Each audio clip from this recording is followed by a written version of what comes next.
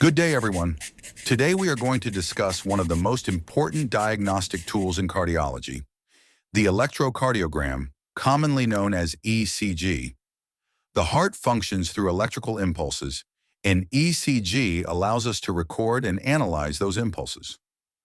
Understanding ECG is essential for medical, nursing, and paramedical students because it helps in diagnosing life-threatening cardiac conditions. By the end of this session, you will understand how ECG works, what the ECG waves represent, how to interpret basic ECG findings, common abnormalities seen in clinical practice. An electrocardiogram is a non-invasive test that records the electrical activity of the heart over time. Each time the heart beats, an electrical impulse is generated. These impulses cause the heart muscles to contract and pump blood. Electrodes placed on the skin detect these electrical signals and convert them into a graphical representation on ECG paper. The ECG does not measure the pumping strength directly. It measures the electrical activity that causes pumping. To understand ECG, we must first understand the heart's conduction system. The heartbeat begins at the SA node, located in the right atrium. It is called the natural pacemaker because it generates impulses automatically. The impulse then travels to the AV node, which delays it slightly. This delay allows the atria to contract fully before the ventricles begin contracting. Next, the impulse travels through the bundle of His and finally through Purkinje fibers, causing ventricular contraction. This coordinated conduction ensures proper blood flow. An ECG tracing consists of several waves. The P wave represents atrial depolarization, which means atrial contraction. The QRS complex represents ventricular depolarization. This is the largest wave because the ventricles are thicker muscles.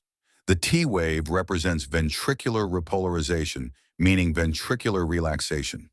Remember, depolarization equals contraction, repolarization equals relaxation. These waves together represent one complete heartbeat. Besides waves, ECG also includes intervals and segments. The PR interval represents the time taken for the impulse to travel from atria to ventricles. The QT interval represents the total time of ventricular contraction and relaxation. The ST segment is clinically very important.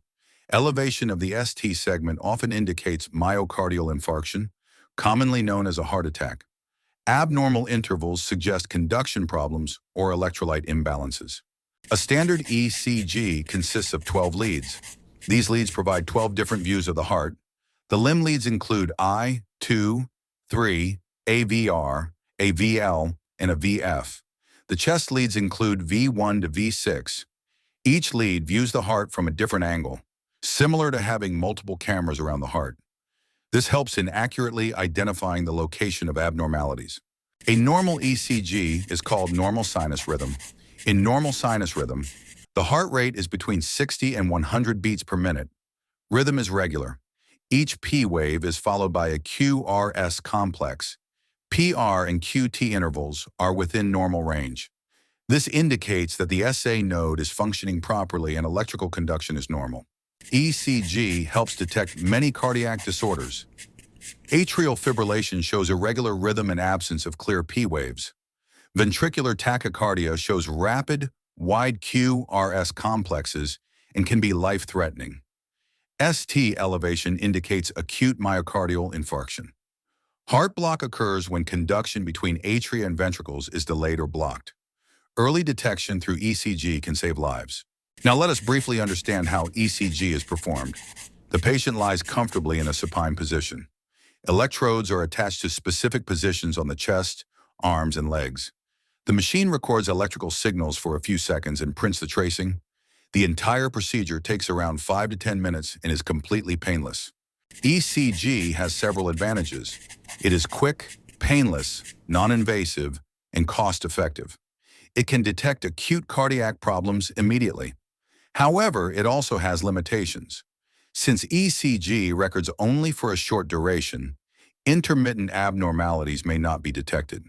In such cases, additional tests like Holter monitoring or echocardiography may be required. ECG plays a crucial role in clinical practice. It is the first investigation done in cases of chest pain. It helps diagnose heart attacks, arrhythmias, electrolyte imbalance, and conduction defects. It is also used before surgery and for monitoring ICU patients. Because of its simplicity and effectiveness, ECG remains one of the most widely used cardiac diagnostic tools worldwide. Let us summarize what we learned today. ECG records the electrical activity of the heart.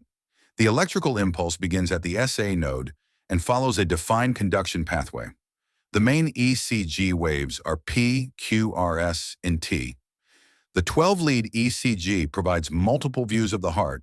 ECG is essential in diagnosing arrhythmias and myocardial infarction. In conclusion, ECG is not just a line on paper. It is a powerful tool that reveals the electrical story of the heart. If you like this video, make sure to subscribe and enable the bell icon for future notifications. Thank you.